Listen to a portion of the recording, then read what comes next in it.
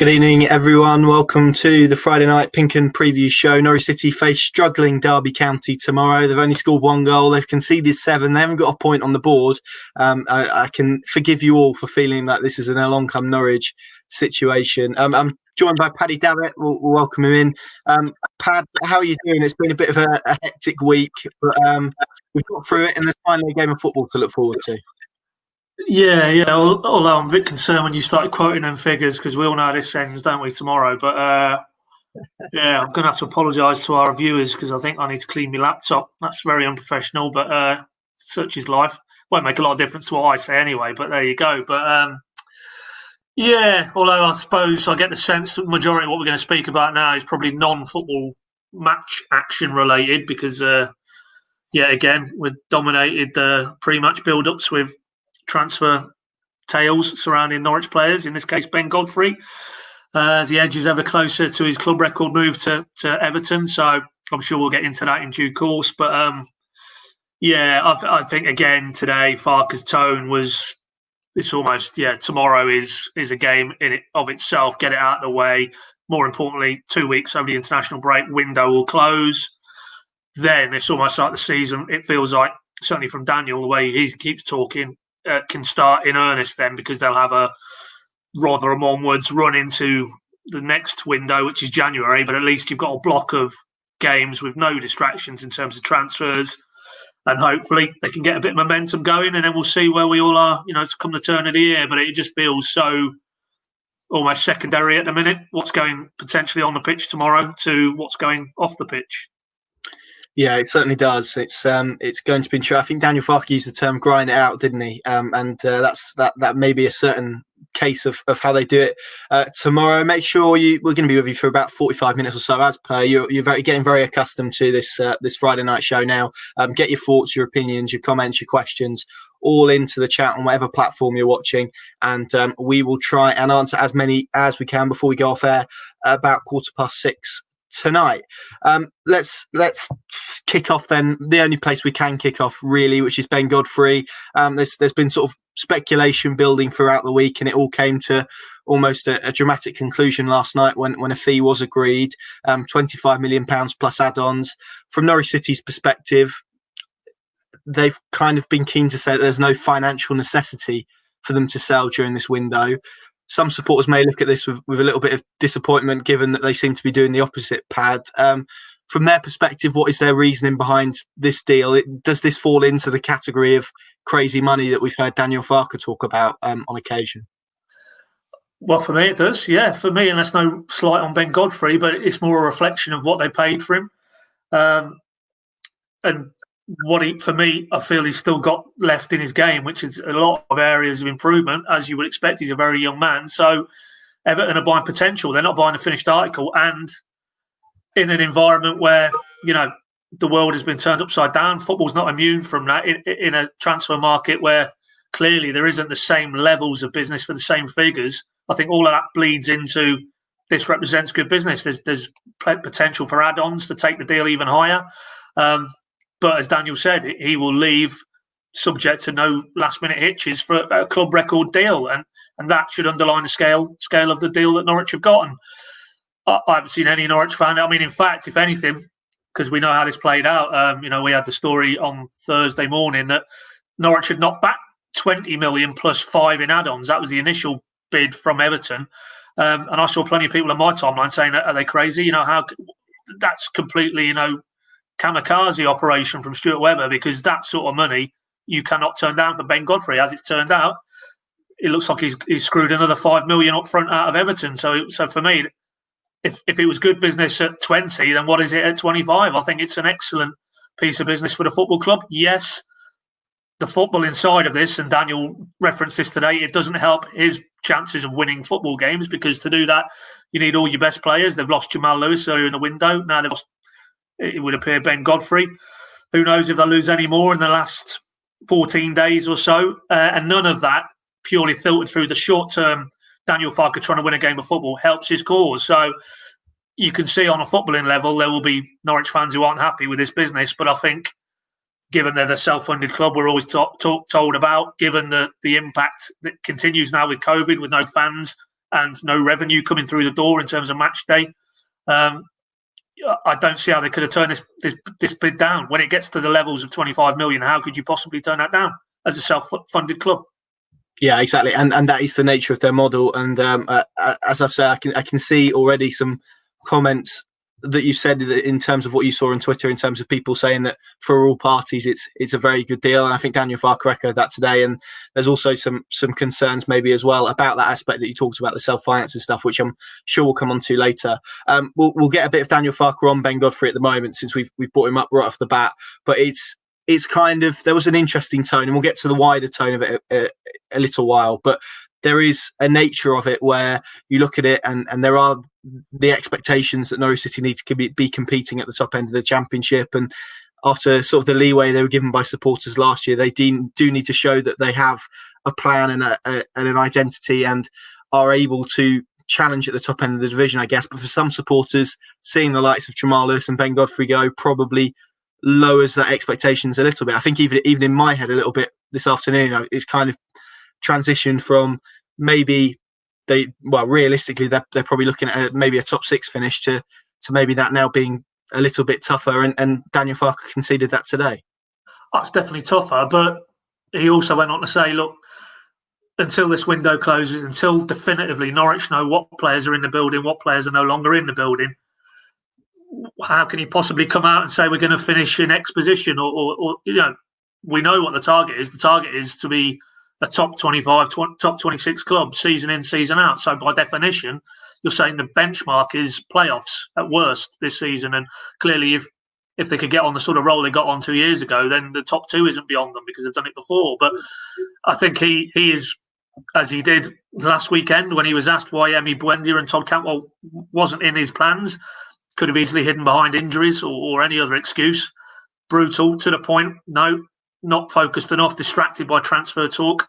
And I think he's, in this scenario, he's going down the same path. He's basically honestly saying, and look, until I know what group of players I've got to play with in 14 days' time, how can you say what the extent of Norwich's ambitions are? But it doesn't bode well, really, does it, in terms of trying to bounce back at the first attempt if you sell a Godfrey, a Lewis, and, heaven forbid, maybe Max Aarons, to pick a name out of the remaining 3 who we view as the prized asset. So, I can understand the concern, but I still think, even despite Daniel mapping it out in those terms, that it's just impossible to at this stage definitively say what is possible. There was still a sense from him later on in the press conference that, well, okay, let's get this out of the way. Let's get the settled group. Let's get into that block of games between Rotherham and Christmas. And then who knows? It's all about momentum in this league. And it was only really around this time 2 years ago that things started to come together. And if that is the case again, then even without a Godfrey and a Lewis and one of Aaron's, Cantwell, Buendia, maybe not Buendia, because I fear now that if he was to go, do they have a similar type of player? And we saw how badly they would have dearly loved to have him at Bournemouth last week because of the type of game it was, and wasn't able to break down a massed Bournemouth backline when they went 1-0 up. But even without, two say more, including Godfrey, I don't think you at this stage can definitively say, well, that's it. Lower the expectations. If Norwich finish in the top 10, that's a good season. They're rebuilding. We'll go again the following season. I think it's too premature on that front. I think you need to, as I say, get through this window, see where the land lies, and then we'll take it from there. And obviously, if it's fine, they find it's increasingly difficult to start stringing that series of results and that consistency, then we know where the season's going. And Daniel, I'd imagine, will be the first to say. But what I would say is every player who goes, that's a ready-made excuse for Daniel to turn around now and say, well, yes, I'm employed to win games of football, but when my best talent is walking out the door, he isn't a miracle man. He's not the Messiah, is he? He's basically a head coach who is very good at developing players, but he needs the talent. And if the talent isn't left in the building in sufficient quantities, then it's very hard to really blame him for me. The way this is panning out now, I think ultimately he understands the scenario, and he talked about it again today, that this is where Norwich are as a club. They have to sell players when crazy offers come in, and if there's more crazy offers, then it won't be his decision ultimately. As he always says, if he was down to him footballing wise, he wouldn't have lost Jamal, he wouldn't want to lose Ben or any of these other lads. But it isn't ultimately down to him; it's down to Stuart Webber and that board. And if they make the call that in the mid to longer term interest of the club, Norwich are better off cashing in at this stage, then so be it. But I think if that is the case, there will have to be some realism inside and outside the club that it's probably not going to happen this season. I feared you were going to start quoting Monty Python there when you started talking about the Messiah, but thankfully not. We'll hear from Daniel Farke now, and then we'll delve into your comments because we've already got some good ones to get through on Ben Godfrey and perhaps what this means for Ben Gibson. So we'll get to that in a moment. But here's Daniel Farke speaking about Ben Godfrey's move to Everton.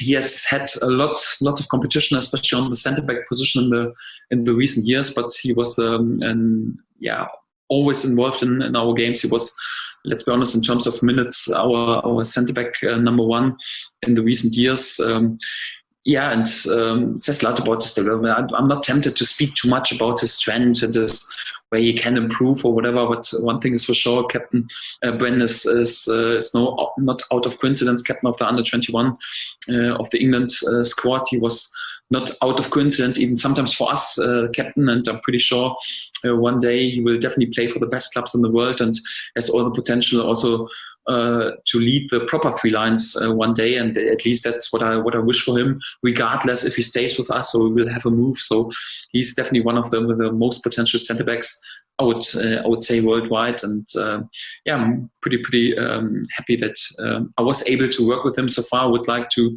work with him further on, but let's see what the next hours will bring. There we go. That was Daniel Farke on Ben Godfrey's move to Everton. I think he described it as being in more than advanced talks. So make of that what you will. I think it's been medical today, and whether it gets confirmed later tonight or tomorrow or over the coming days ahead, we shall see. We've had loads of comments, so thank you very much. Harry, good evening. Thank you very much for watching.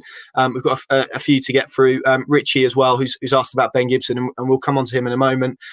Colin, who has said hopefully there's no floodlight failure tomorrow. Yeah, I was actually stood in the stand below that floodlight that day. That was a very surreal, weird experience, that one, in terms of uniqueness. I'm going to come to 3 comments, though, that we've had on Facebook, if I can find them, from Freddie, Josh and Johannes. So thank you all for commenting. I'm going to start with Josh, who probably sums up the mood of how you've sort of seen Pad. He said, fantastic bit of business for the club. Shame to see Ben Godfrey go, but a great move for him to be back in the Premier League and to work with Carlo Ancelotti, who is a renowned coach. He's won Champions Leagues, won everything there is to won a Premier League, of course, with Chelsea. So that is going to improve him. And on the flip side of that, just to get Johannes his perspective, he's put a good deal, but sad to see Ben Godfrey go.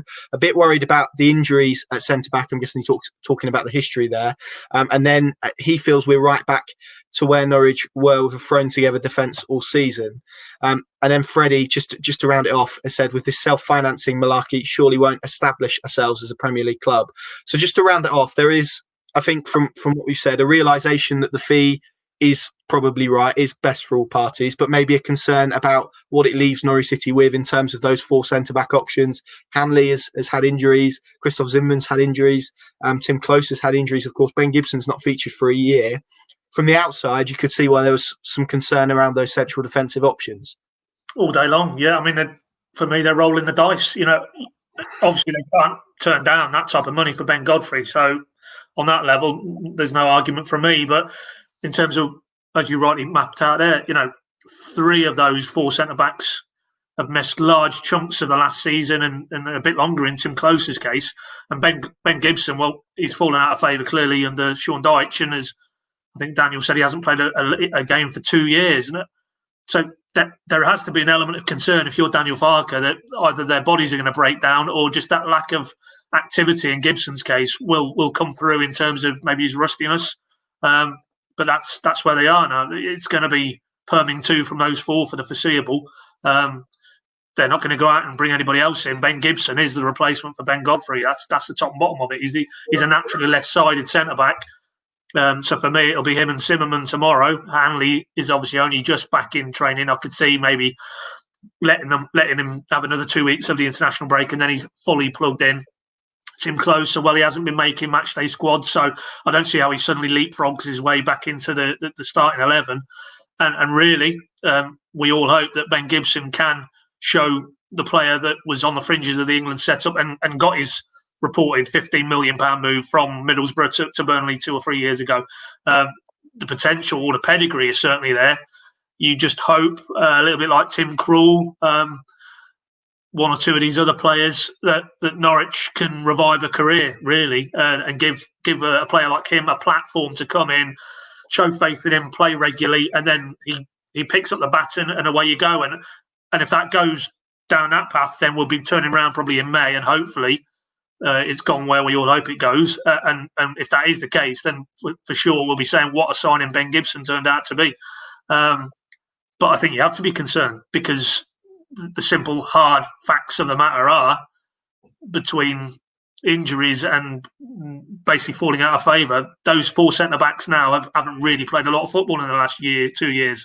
But that's where we are. That's where Norwich are. So, they've clearly identified Gibson from a long way out this summer. And I think Daniel even mentioned that they've done all the background checks they could do into the guy's character in terms of his fitness, his appetite, his hunger, probably to sort of revive his career again. And they, on balance, have decided that was worth moving for him, bringing him in. They brought him in now. He's had 4 weeks, I think, essentially to acclimatise without being thrown into the deep end, but he will be tomorrow. So, let's see what he's got. Yeah, the way Daniel sort of mapped it out at his press conference today was quite stark. I mean, and he did admit that there probably was an element of crossed fingers about this. You said Ben Gibson has been training for 4 weeks. Well, Grant Hanley's done half that, hasn't he? Tim Closer, of course, had that injury at Luton, so I think he's been sort of managed carefully since. And then, of course, you've got Christoph Zimmermann, who had a major injury last season as well, and certainly in the eyes of some people, maybe hasn't started the season in the way that you would hope. So it's certainly going to be a gamble. It's certainly going to be interesting to see how Ben Gibson gets on tomorrow. For me, there probably is a little bit of a fear that they haven't got Ben Godfrey's pace to get them out of trouble. I think we've seen that on a few occasions as well. There are certainly plenty of flaws with Godfrey as well, as you said there. I think in terms of where he is now, he's probably hit his ceiling at Norwich City, and it's about now going on to the next one at Everton and seeing if he can improve there. So it's going to be interesting to watch. I'll try and rattle a few more comments that we've got. Edward Ivans, evening. Thank you very much for watching. He said, "Hello, boys. Doing a great job. Thank you very much. Sad to see Ben Godfrey go, but does this mean Ben Gibson comes in? For me, yes, it does.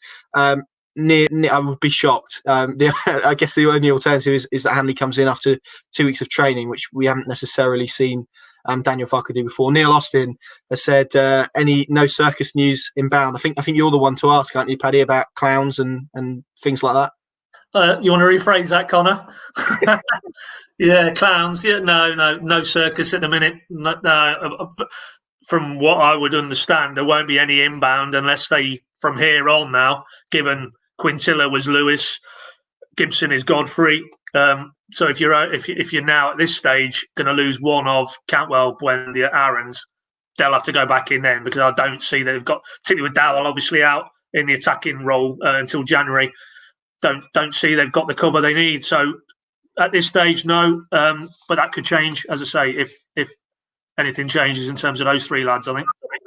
Yeah, I think as we've said already, Ben Gibson is the Godfrey replacement, isn't he? Already in the building, and Stuart Webber has recruited for that being the case. Kind of tried to recruit the replacements before they've left the building. But yeah, I think Buendia and Aarons in particular would leave probably a bit of a hole that they need to go back in. Neil's come back in and he said 25 million plus add-ons is great business. A mediocre season, he could have quite easily been worth 8 to 10 million. And this is kind of the risk they're taking with the young players, isn't it? Because if they don't do well this season and there is an element of underperformance amongst them, then that ultimately will only knock sort of money off their valuation ultimately.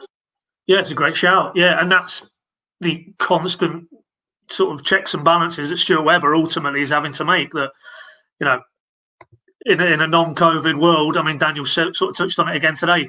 You'd have probably got more than 25 million for Ben Godfrey, because those clubs with bigger war chests would have probably been able to push the boat out a little bit. But we live in different times now, and that's why. I mean, I've seen reports sort of Cantwell for 20 million. I just don't see that. I don't see any club coming to offer Norwich 20 million for Todd Cantwell. But I think Norwich would take a lot less. Well, not a lot less, but certainly less than 20 million, because they've now banked essentially 40 million for Jamal Lewis and Ben Godfrey. And you've got to stop and think about that. 40 million pounds.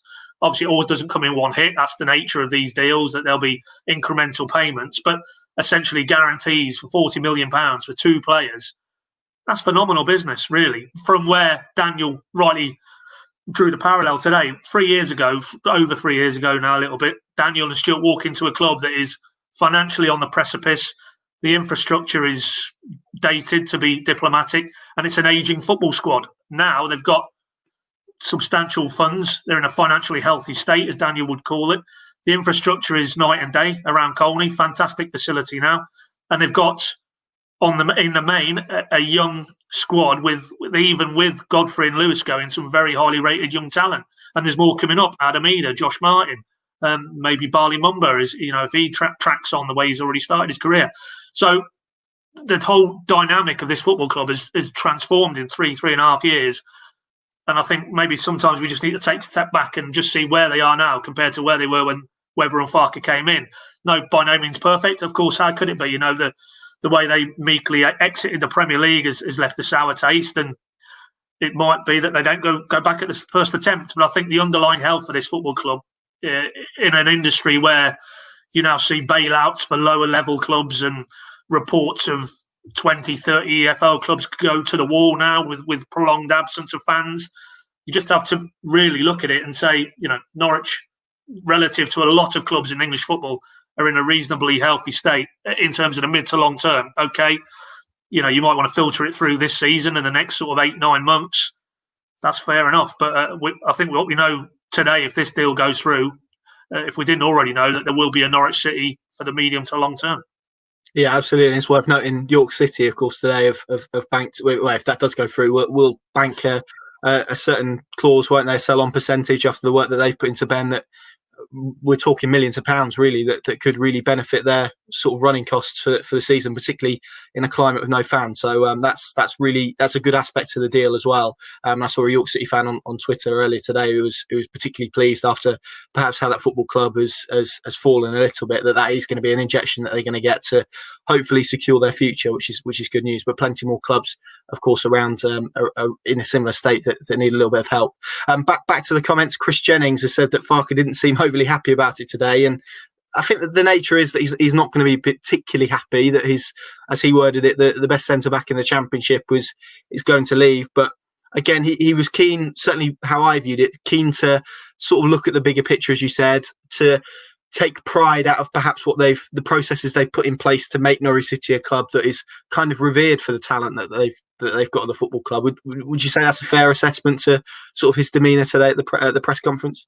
Yeah, he's realistic, but as he said, he's got more than one tear in his eye, which is the line he repeated when Jamal went. I mean, let's be honest, Stuart Webber will get a lot of credit maybe for the hardness of the bargain he struck, but he's only able to trade because Daniel has moulded these very raw young men. In Jamal's case, in Max's case particularly, Ben to a lesser extent, but he's plucked them basically out of the development pool. Nobody was talking about these players as first-team players for Norwich. He's A, spotted the talent, and B, been able to develop it. And that's ultimately why he arrived at Carrow, because Stuart Webber unearthed a coach who has a reputation for working with young players and developing young players. And boy, has he done that. Now, the genius of that man was that 2 years ago, while doing that, he was able to put a team on the park to win sufficient games in the Championship to win the title, playing an attractive brand of football, scoring goals galore. It might well be, this season that we get one, but we don't get the other. And if that's the case, then I don't think that's a huge reflection on Farke. I mean, even last season, did he really have the tools for the job? Stuart Webber's quote: "We went in there without, was it we didn't have a gun or we didn't have ammunition for the gun or whatever." Yes, there's things that he is culpable for, and he will be the first to admit that he hasn't got everything right in his Norwich time, but. On balance, if he was to go tomorrow, he would have left this club in a far healthier state, even though they are now back in the Championship, than when he first arrived. And I think he sees that. He sees that, and as disappointed as he is, I guess he hopes that the majority of fans see that as well. That I don't think you could really, if Norwich were to fall away this season and maybe not finish in the top six, I'm not sure you can lay that all at Daniel's door, because ultimately, he needs to have the best resource available. And could you say selling your best players is allowing him to do that? No, but that's where we are. That's where Norwich are as a football club. That it's almost a two-step process. They need to financially move players through, because that's how, in a self-funded model, it works. That's how you get the revenue in, particularly when there's no match day revenue coming in for the foreseeable future. But also, of course, why do fans pay their money? Why do fans watch games? They want to see their team winning games of football. And that's what Daniel needs to produce, a winning football team. So it's a very, very delicate balance. And they got it completely right 2 years ago. They definitely didn't get it right last year. It remains to be seen how it pans out this season. Yeah, I kind of see it that the Jamal Lewis deal kind of covers the costs that the outlay that they've spent on players coming in, and that Godfrey deal probably helps them cover the cost of COVID and the whole that's created. That's kind of how I see it. And then of course anything on top of that, it would be silly money. It would be additional sort of for the club. You made a salient point there about why Daniel Farke was brought into the club. Is there now an argument to say that maybe Norwich City's plan, certainly in the short term, and again this is maybe not looking at in terms of the bigger picture, but from 2 years ago they needed a coach who can develop talent. Maybe now there's a case to say that they perhaps need a coach who's capable of what you said there, winning games and putting together a team that is able to challenge in the Championship. Well, I mean, he's done that, hasn't he? 2 years ago, you couldn't dispute both those criteria. He met more than adequately. So I think that will insulate him to a degree. Of course, we know the way last season tailed off alarmingly. But even that, Project Restart. I mean, who could have foreseen any of that and the debilitating impact of that? So it's very hard to measure Daniel purely in terms of results on a pitch, because it's been such an unprecedented period, not just for Norwich City, but football in general, society in general. So, I don't see a scenario under Stuart Webber where Daniel is out the door. I really don't see it. And Stuart said that when the relegation was confirmed, as long as he's there, as long as Daniel Farke wants to be here, he will be here on Stuart Webber's watch. So, that tells you that it isn't going to be solely about results. Now, of course, that's all very well. We can sit here and talk about what a brilliantly holistic approach Daniel Farke has brought to this football club, and now they're in a healthier state in every way, shape and form. But ultimately, if Norwich are 14th in the table come early December, you can bet your bottom dollar the noise will be pretty incessant, and Stuart Webber will have a decision to make. So, it all bleeds into what we said right at the outset of this discussion. We need to get this window out of the way for everybody's sake. Then there'll be a certainty and a clarity to the squad that Daniel's got to work with. And then that's when you start to measure him for me. That's when you start to really judge him, because he'll have a block of games there with the same group of players. Is he a coach capable on a week-to-week basis, churning results out as he did 2 years ago? If he can reproduce anything on that scale, then they'll be firmly in the mix come the turn of the year. And then they can reassess it. For me, I think everything now is just about getting them in position. If they can get themselves in touch with the top 4, top 5 around the turn of the year, of course, all that will mean is then we'll have another month of speculation. So unfortunately, that's inevitable. But at least if they were in contention, I think that represents, with all the hullabaloo we've had at the start of this season, that's probably a good first part of the season and a good platform then to kick on down the stretch, hopefully. Yeah, I would agree. We'll come through a lot of comments. I'm trying to deliberately avoid the Buendia ones, because we'll come on to that, and Todd Cantwell, obviously, and we'll come on to those in a little while. Phil Brooks has said, from a fan's perspective, it would have been better to lose the crown jewels earlier rather than later in the transfer window. We got all our hopes up just to see them leaving. Dubai Canary on YouTube, thank you very much for watching. Hopefully we've made it to Dubai. I think we've been in America before, but not necessarily Dubai, so thanks for watching.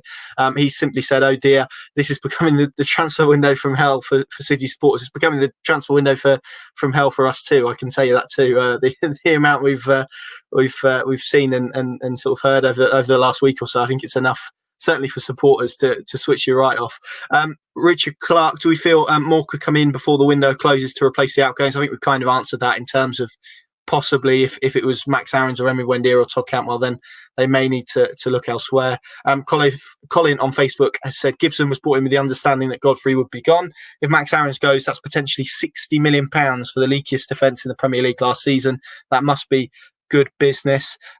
Chris Jennings, Norwich have always been a selling club. This is nothing new. I've written a column on this tomorrow, actually. I think arguably every club is a selling club, but you can read that at your leisure tomorrow. Shane Jones, how much of this money we've got from sales are we going to see reinvested? This is obviously a good question, Paddy. This is one that comes up after a major sale all the time. We've kind of mapped it out in terms of maybe Lewis covering the recruitment and Godfrey covering that coronavirus hole. And I guess the answer to that question we won't really have until we know when fans are going to be back in stadiums. Oh yeah, it's massive. I mean, what were the figures, Connor? Was it 500,000 or 1.5 million per game that they put out at the back end of last season? They lose. Half a million, and it was already sort of 12 million hole, wasn't it, at the end of last season? So exactly. That's going to grow every game. So, yeah, exactly. You work out how many potential home games between now, and if we say that these measures stay in place till March, April, that's a hell of a lot of money. So, I mean, I just go back to what Stuart Webber said again post-Premier League relegation, where he said, looking forward to this season, he said, nobody will be able to turn around inside that club and say they didn't have the funds to go and compete in the market. He said they would have a more competitive squad in the Championship. And if that was the case then, it clearly remains the case now. We saw the business they went and did prior to obviously losing a few players. They feel they've put together a squad capable of competing at the top end of the Championship. What this probably does allow them to do, even if we, however realistic it is, but if you kept Aaron's, Buendia and Cantwell all in the building, I still think they would now be in a position, even with all the COVID undercurrent and the drain on the finances, they could probably still in January go again if they needed to. I think the way they've put this window together would allow them to do that. Not on a huge scale, obviously, but that's not really their style. You see the figures around the Pueheta deal and the Dowell deal. They're comparatively to Ben Godfrey. It's it's a drop in the ocean.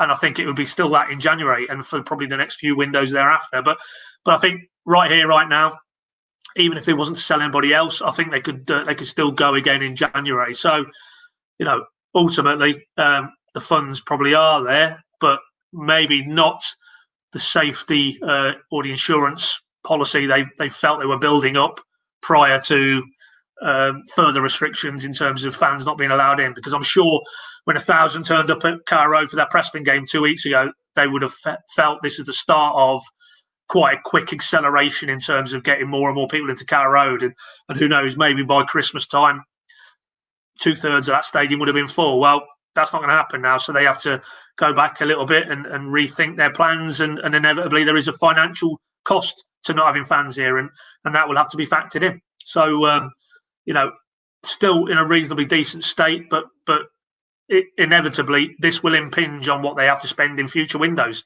because the revenue they would have banked on from 25,000 at Carrow Road every other week is not going to be there. Yeah, absolutely. I'll try and get through a load more comments.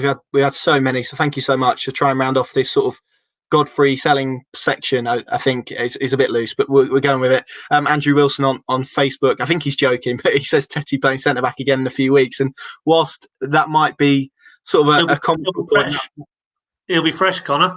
Well, exactly. That might be a reason that actually they don't go out and recruit a fifth centre back, because that is something we saw quite a bit in pre-season. But let's hope we don't get to a stage where we have to see Alex Tetty as a centre back.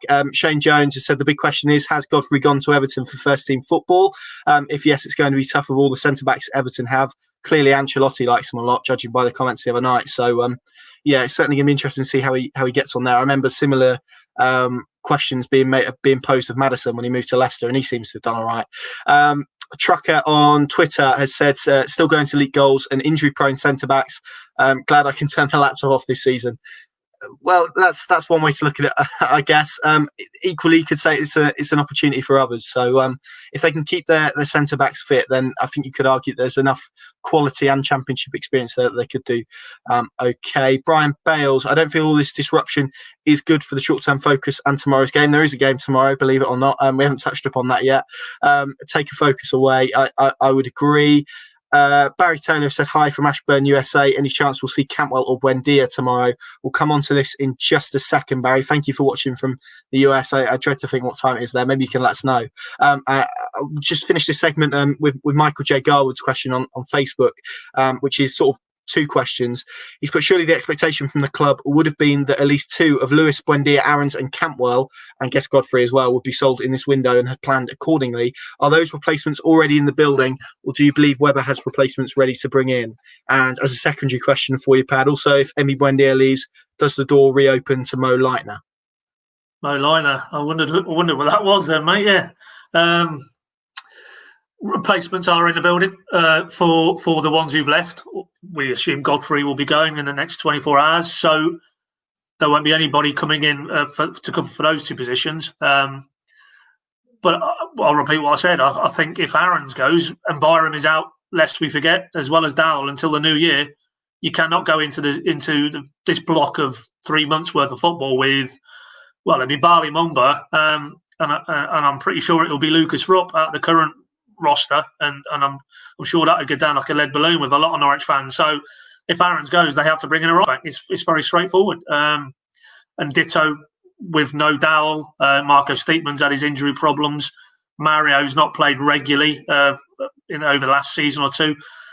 You lose one of Cantwell and Buendia, I think you have to go back into the market. So market being, of course, the loan route. I mean, potentially, you trade one of those to a Premier League club. Is there loan players who could come the other way as part of any deal? So, but you can rest assured, Stuart Webber will not be doing things on the hoof. There will be scenario planning like you wouldn't believe for all of these potential outcomes from here on in. So if it's a case that they feel that they can get money that they represent, like with Godfrey, like with Lewis, excellent business, and they have to cash in, there will be a plan in place, whether that's like-for-like replacements or maybe a loan option just to cover them until January, until Dowell's back. But my take on all this, it's just injects more and more uncertainty into what is already going to be a very difficult season, even if they come down and shed a lot of that relegation baggage and got off onto a winning start. It was still going to be a very difficult season for them, but it just feels like there's so many obstacles at the minute they have to overcome. And of course, with all of these, it's not, the narrative isn't for theirs to control. It's Everton coming, midweek with a bid and then rejected and come back with another bid. There's so many moving parts to these things. And that's why, Daniel has called this phase now bumpy. I mean, that's a huge understatement to me. I think the next 14 days, that's, if you want a saving grace, it is really for me that there's tomorrow's game. That's it. And then that's the end of it until the window in terms of games. Because can you imagine if there was another game midweek, another game next Saturday, then another game midweek, and you had this going on in the background? We saw the disruption at Bournemouth. 2 of their best attacking players were left behind because Daniel didn't think their focus was right. So, thankfully, I don't think that will be the case tomorrow. I mean, we'll get into this in more detail, but it looks like those 2 are probably going to come back into the fold, particularly with Poeta out with a hamstring injury. But it's just a situation that really Norwich didn't need, and unfortunately they're just trying to have to manage the situation. But the final point there, Leitner come back in? No, I don't see it. I don't see that at all. Because Ollie Skip will play when he's available. He had a bit of an off day against Preston, but I mean, last week he was excellent. He was the best player on the park, I think, for Norwich, in my opinion. And it'll be him +1, and that +1, I think, more often than not, will be Kenny McLean for now. That's Daniel's view. He rates him almost indispensable. So where do you drop Mo Leitner into that scenario? I just don't see it. I think we talked about it, might have been on this last week or one of the other forums, might have been the Q&A earlier in the week. I could see a scenario where maybe him and Dermich, maybe even Tribal, remain here beyond the end of this window, but I think that'd only be a temporary reprieve. I don't really see a scenario now because they were so definitive, weren't they, Daniel and Stuart? These 3 are not part of our plans moving forward. You're free to go and get other clubs. For them to row back and say, right, come back into the fold, given that in the interim they've gone and got Skip in, they've gone and got Dowell in, Poeta, Eagle. To then bring those back into the fold. I don't know what message that sends in terms of their strategic planning and the evolution of that squad. So me personally, no, I think that's it for Leitner. I don't think we'll see him in a Norwich shirt again. Yeah, there we go. We've gone 40 minutes without really delving into the Buendia and Cantwell situation, which I'm a bit amazed about. But let's hear from Daniel Farke on him. on them rather, because of course they were both left out at the weekend, last weekend. I'll just remind you of the transfer window dates before we hear from Daniel. Of course, the window for international transfers, so that's Norwich City being able to buy and sell players abroad, closes on Monday night at 5:00. We of course then have an extra 2-week window, and it's the 16th of October that the window closes. I think that's at 5:00 as well, where Premier League teams can buy players from EFL clubs, but not between Premier League teams, if that makes sense. So it was essentially done to give a little bit more help to the EFL in very difficult times. Although I'm not sure that Norwich City would find it particularly as helpful as others may find it during this time with all the speculation. But like you say, one game to get through, and then hopefully it'll all be over for Rotherham. Right, let's hear from Daniel Farke. Here's what he had to say about Todd Cantwell and Emi Buendia today. I think I've described him as keeping his cards close to his chest. There's not one player in this building I have supported more than Todd Cantwell, and the same with Emi Buendia. So I'm willing to accept sometimes his loss of the balls and sometimes his waving hands, and even when he's there with a unnecessary red card, I always protect him and be there for him because I love these two players. And I mentioned already last week, we need their quality. We need Emi Buendia and his quality because he should be the outstanding offensive player on this level. We need Todd Cantwell to be fully focused, because if he's fully focused and fully switched on, then he should be definitely one of the outstanding midfield players on this level. And we need this type of players in order to fulfill our claims. But if they're not delivering, if they're just training with less percent and not disciplined and not switched on and not fully focused, what I can understand, but I can't pick them, because it's not like I can say, okay, I understand that you're not fully switched on, but I still pick you, because it would send the wrong message out. Because next time they think, oh, even with 70%, with a bit less work, anyhow, I will be picked. So from now on, I will just behave a bit undisciplined and just what I want and just think about myself and don't deliver with 100%. And it would also send the wrong message out to all the teammates. Last point I want to mention, then I also draw a line under this Buendia and Cantwell story from the last weekend. We definitely need them. We definitely need them fully switched on. Again, they have all chances to be involved if they deliver on the training pitch, and if they do, then all chances also to be re-involved. There you go, Daniel Farke speaking about the two who were left out last weekend. I know how he feels, and Pad, you'll probably relate to this in terms of waving hands, because we have to put up with that from our producer Tony quite often, particularly at Carrow Road when he's in the press box, a few waving arms. But hopefully that won't be the case this weekend. Tom Carlton has, and he asked this question a little while ago, so I'll come to him first in terms of Emi Buendia and Todd Cantwell. He's put, hey guys, do you feel Emi Buendia will stay now? I'm going to come to this question in a minute, Tom, but I'll start with perhaps a more pertinent one, which is this weekend in the short term. Pat, do you see, I mean, you've kind of hinted to your answer earlier, but do you see Emi Buendia and Todd Cantwell coming back into the fold tomorrow? Yeah, I'll see them both in the 18, definitely. Because we didn't play it in that clip, but there was a later radio section where Daniel almost mapped out, listen, that wasn't just off the cuff what he did, post-match at Bournemouth. That was calculated. And that was all designed, as much as it was an external message, it was designed for the ears of those two players. And as he said, that's almost the way he mapped it out. There's a 3-stage policy. He'll talk directly to the players and express his dissatisfaction. Then he'll do it in front of the group. And then if he doesn't feel that's having the desired effect, he will use the public forum as he did against Bournemouth. So why are you doing that? You're doing all of those things to spark a reaction. And I think, we will see that tomorrow both of those will be back in the fold. Whether both of them in the 11, well, Puerta being out, that opens up a slot for me. So I could definitely see Buendia coming back in with maybe Cantwell on the bench or vice versa. Because essentially what he's saying is almost like he set them up, like a fast bowler. He's already put the ball back in their court and said, not good enough. Your professionalism was poor. Your focus wasn't right. And then he goes and gives them an opportunity.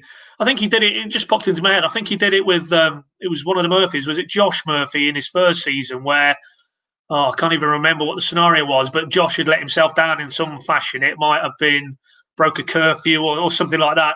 And Daniel admonished him in public. And then 3 or 4 days later, he started him again, which we were all a little bit surprised about. And it was almost like, go on then, show me, I've tried to put you in your place. Let's see what you're made of. And if you're Daniel Farke, you're hoping for that reaction. But in order to get a reaction, you need to give them the opportunity, don't you, to almost say, okay, yeah, message received, understood, and here's my response. So, yeah, I even without Poeta's injury, I'd have expected them both to be in the 18 tomorrow. And now I'm pretty sure they will be. And I could see one of them being in the 11. And then we'll see what the response is. Does it put to bed the whole speculation and the transfer rumours? No. We'll still have to deal with that. And those players will be probably touted with various moves because by all accounts, they have some very active agents, it's safe to say.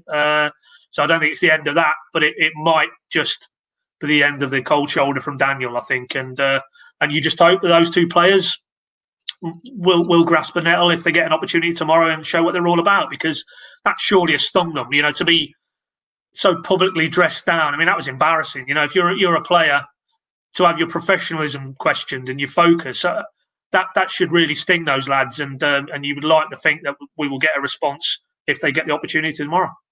Yeah, absolutely. And even I'm even thinking about this season in terms of what you said there, in terms of dressing down. We've seen it with Adam Eder to a lesser extent at Huddersfield when he wasn't happy with the way he trained.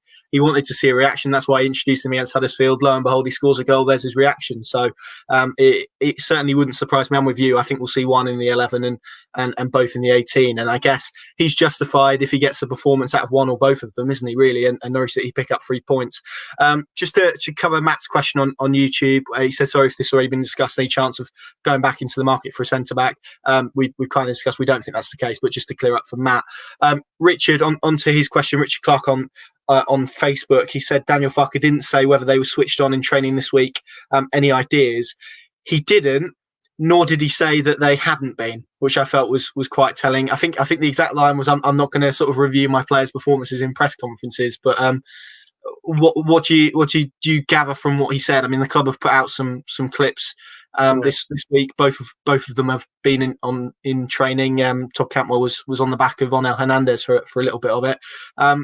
What do you think, judging by Daniel Farke's comments today, what do you think the sort of response has been? Do you think the fact we didn't see a further dressing down today probably indicates that he has got them back into the boat, to use a Tim Closer phrase? Yeah, well, he was a very, as it is with Daniel, we only played a clip out there, but it was quite a detailed answer, which he ended it by saying, "This is my last word on it. I'm drawing a line under this now." So in his mind, he's moved on from this episode. So you would think that he would have expected his players to have moved on as well. I'm sure.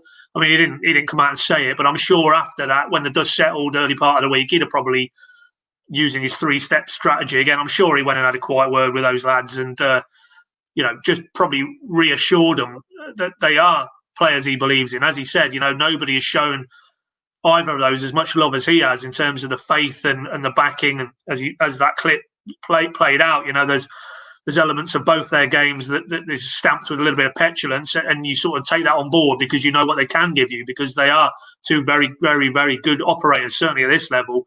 But as Daniel says, it's a precedent. If he bends and allows those lads to play at Bournemouth last week when they clearly haven't, attained a level of focus and professionalism in the week leading up to, what does that say to the rest of that group who are looking at that and thinking, well, if it's good enough for them, then I'll maybe play around a little bit. So it was a challenge to his authority. Clearly, he would hope that's the end of it. But ultimately, as I say, it might only be a temporary fix, because I'm pretty sure between now and the 16th of October, both those lads will be getting linked with further moves. And if the money's right, then, as has been shown with Lewis and Godfrey, then the club will have a decision to make, won't they? Yeah, they will, absolutely. And Shane kind of hits the nail on the head here on Facebook. He said, you surely think that if they want to push for promotion, they cannot afford Todd, Emmy or Aarons now to go without replacing them. And I think we've had the discussion in terms of replacement, but I mean, we've seen Emi Buendia get linked with Fenerbahce, Villarreal as well this week. One of those probably doesn't have the finances to do a deal that Norwich City would be after. I think Villarreal probably do. Theoretically, whether Emi Buendia sees his future in La Liga or not is probably up for debate. Todd as well with Leeds, and we know that there was certainly as of yet that there hasn't been a bid lodged for him. So lots of speculation. It's going to be very easy for those guys to get thrown off course again. But how do Norwich City now go about ensuring that they get a very if they are involved tomorrow, that they do get a motivated, focused Emi Buendia, Todd Cantwell, whoever tomorrow. Realistically, is it just the nature that Daniel will hope his comments are enough to sort of see him through, I guess? Well, I don't see what other levers he can pull, really. I mean, he can't. He's already threatened. Well, he's already took him out of the. What you would have thought would have really hurt is that hit of playing a game of football. He deprived them of that last weekend. And then, allied to those very stinging comments in public. So nobody was in any doubt that those two have seriously erred in his mind. As I say, I'll repeat myself, that should really cut deep. If you're a professional elite athlete and your professionalism is being questioned and your focus is being questioned. I mean, ultimately, he's right what he says. They are only human and not everybody can take it in their stride like a Max Aarons has done. Everybody's different. They're not robots, as he said today. And he doesn't blame them for that. He's not angry about that, but he still expects a level of buy-in that they fell below. So ultimately, we can talk around the houses, but it'll be 11:30 tomorrow when the team news drops. That will be the definitive answer. Have they shown enough in training, and are they ready to perform? And until then we can only hypothesize. But everything that you heard today from him on this topic, allied to the injury issues they've got, I think they come back into the fold. Because if not, what's to be gained? As I say, you leave them out for another week. How does that bring them back into the fold? So no, for me, they have to come back in tomorrow, and you just hope that if they do come back in, we've seen it before with Buendia. He's had a pop at him in public, and then he came back. I think it was the Leicester game, the last full Carrow Road back in February, and he was excellent that night. He really almost took on board his manager's comments about his elements of his game he needed to add, and he responded, and I would expect nothing less tomorrow. Yeah, absolutely. I'll just go through a few more comments on this, and then we'll move on to the actual game tomorrow, because I'm aware we're 52 minutes into this and we haven't really discussed the derby game tomorrow. Edward Ivans on Facebook has said Emi and Todd should be ripping this league up. I've just lost his comment there. They both have the talent to do so. Jonesy Jaden forced a 708, which is very difficult to say, especially on a Friday night. He said, "Hi, what can I ask? Can I ask what kit you'll buy this season?" Well, I've got the third kit in my wardrobe, but that was I didn't depart with any money to get that. I'll throw the question to you, Mr. Davitt. Which one is your favourite out of the three? Yeah. Well, definitely not the diesel, petrol, unleaded, whatever it's called, kit. Probably the third. Yeah, I like the third one. Yeah, well, when you're finished with it, Saf, I'll bring it round. Yeah, okay, that's fine. I had you down as an urban man, so I'm not particularly surprised. Yeah. Jeremy Harrison. Well, exactly. Jeremy Harrison on Facebook. Problem is, if a player wants to leave for a Premier League team, if the money is right, you can't stop them. Dan Mayhew has again sort of summed up the perhaps how the majority of people are feeling about this transfer window. He said, "I cannot wait for this window to end. I hate the whole transfer window, especially when we sell." And then a couple of more. James Carter. I'm looking forward to seeing how this team takes shape once the window is closed. And then Jonesy has come back again on YouTube and said, "I'm quite confident. I think the boys will start getting used to their surroundings." Let's hope so. Right, Pad. Let's briefly touch upon the game tomorrow, because we're rapidly losing time. I've seen a few people say that this is a must win. I kind of feel like it's a can't lose, really, because if they win tomorrow, then there's going to be, well, they expected to do that anyway, given that Derby have scored one goal, conceded 7, and haven't picked up a point. If they lose tomorrow, then it's going to be the along come Norwich situation, isn't it? It's difficult to see how really they kind of get away. Of course, 3 points is the most important thing, but in terms of the perception, it's going to be either they were expected to win or they're probably wrong for losing, I guess. Yeah, it's a difficult one, and without going back round the houses again, all the excuses are there for them, aren't they? The whole transfer circus. Ben Godfrey trained up until yesterday, Thursday, and this morning was the first training session he'd missed. Daniel basically confirmed he would have been in the starting lineup, so all their shape work and what have you, leading into this preparations for Derby, that would have had Ben Godfrey in. Now, of course, it's not. We're talking a centre back here, so I mean, if Ben Gibson comes in for Ben Godfrey, that shouldn't unduly disrupt them. But it's just that sense that there's events orbiting around these players, and as Daniel said, even if it's takes 5% of the focus away, that's a concern for him. And it is very hard just to literally focus on this game of football tomorrow, because what have we spent 55 minutes talking about? Literally everything other than Derby and the hunt for 3 points. And for us, you can read those players. They will be talking amongst themselves all around the training ground. It'll be about this club's in for this player, or have you heard about this rumour? It's just a destabilising period. As that one of that last comments, this transfer window is hellishly unhelpful for Norwich's attempts to get back and running in the Championship. So they're not meant as excuses. That's the scenario. That's the backdrop to tomorrow. But yeah, ultimately, Derby are coming here without a win in the league. Philip Cocu under huge pressure from everything you see from afar looking out. You're getting beat 4-0 at home to Blackburn. That's not a good result. Mel Morris is a very demanding owner, I think it's safe to say, looking at the managers he's got through. So ultimately, that's not a team in the best of confident levels. As we see on that graphic, their form line is pretty horrendous. Norwich should have enough about them, despite all the distractions, to build on what was okay. The result went against them, but it was a very encouraging performance against Bournemouth. They did a lot of good things right. There was a lot of pleasing aspects to that performance. And so ultimately, if they can move on from that base, given Derby's very poor start to the season, they should have more than enough to get a result tomorrow. And if they get the 3 points, then we'll all feel a little bit better about ourselves, and maybe we can approach this final 2 weeks of the window with less trepidation, because it will probably prove that there is enough in this building to pick up results in the Championship. Yeah, absolutely. It's that point in the show now where I ask you to bombard the comments with your score predictions. We'll try and flash through as many on screen as we can before and after we come to our preview video in a moment. Before we get to that, Pad, Luke Gillett on Facebook is said, "Nice job, lads. I wonder who Pad will be rooting for on the 28th of November. Conflict of interest ? We then had a follow up to that. Which is from Edward, who said his head will be Norwich and his heart will be Coventry. You said draw there, so he's sitting on the fence. Well, no, just in my household, that would be the best result. Something for everybody there, mate. We move forward. It's worth pointing out Cover above Norwich in the table at the minute, I think, on goal difference. But whether that'll be the case, I don't think that'll be the case come the end of the season, put it that way. No, maybe not the end of tonight, the end of tomorrow, rather. They've got Bournemouth tonight, haven't they? Which is going to be tough. They keep getting on telly at the moment. I think you'll probably rock up to that game in a half and half scarf, perhaps. But yeah, we shall see. Right, here's our preview video. Tony has packed it full of facts, so I for one, am fascinated to see what the largest market in the UK is. I'm hoping Norwich will rank up fairly close to that. So we'll probably find out in this latest video.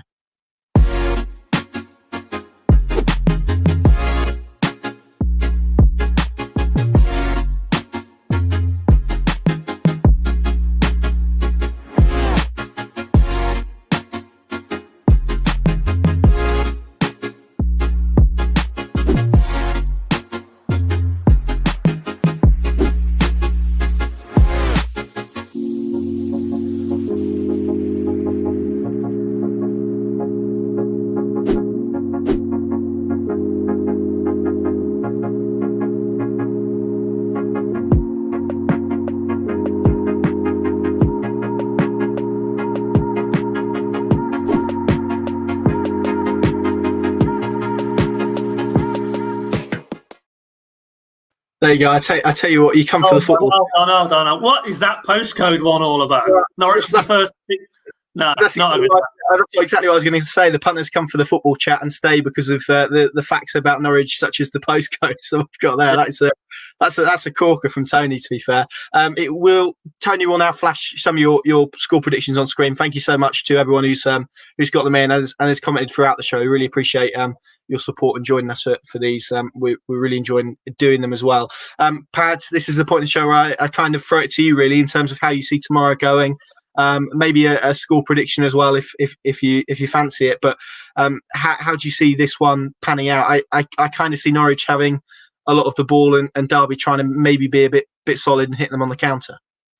Yeah. I mean, as you say, the goals against record is horrendous. But Daniel said that possession-wise, that they've done a lot of nice things. But I just think tomorrow they'll basically come and try and be solid and frustrate probably have a good look at the tape of the Preston game and how they went about it. I think they'll try and be quite aggressive and almost try and disrupt Norwich from what they want to do, which is bypass, that type of physical pressing opponent and then dominate as they did against Bournemouth, but with the added cutting edge, which Daniel referenced today. So if they can find a little cutting edge, I can see them kicking on from Bournemouth. I thought Ollie Skip playing in that one in front worked very nicely, particularly if we were to drop in the creativity of Buendia into that mix as well. If they get a lot of the ball and you've got a player like Buendia on the pitch, I think the GOAT will get a few chances. And given Derby's quite porous backline so far, they should score goals. So for me, 2-1 win, but, some nagging doubt at the back of my head says it won't be quite as straightforward. As long as there's no floodlight failure, we'll be all right.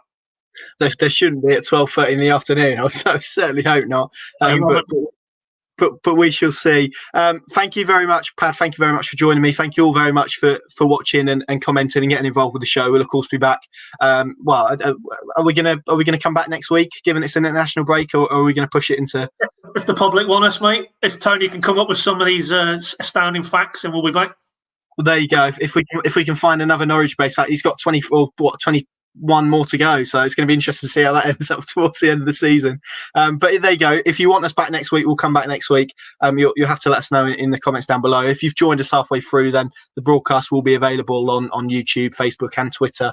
It will just be on our profile as well. Make sure you subscribe and like and follow us on all the relevant platforms. Pinkin.com, the place to go. Of course, tomorrow for all of your content around Norwich City against Derby County. Certainly going to be an interesting game. We'll be at Carrow Road to take that in, and of course all the analysis and reaction from after that game will be on the website.